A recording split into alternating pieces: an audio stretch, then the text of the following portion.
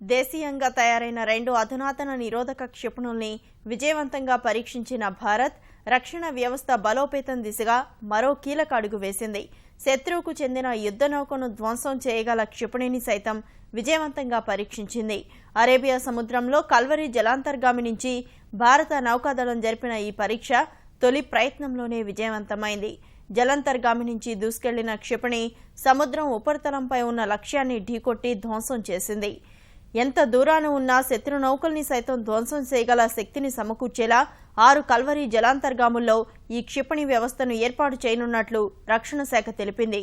భూ ఉపరితలంపై వస్తున్న శత్రు క్షిపణుల్ని మార్గం మధ్యలోనే ధ్వంసం చేయగల 2 నిరోధక క్షిపణుల్ని గత 20 రోజుల్లో విజయవంతంగా పరీక్షించిన భారత్ సముద్ర మార్గానికి సంబంధించి కూడా అదే తరహా రక్షణ వ్యవస్థని దేశీయంగా సమకూర్చనుంది.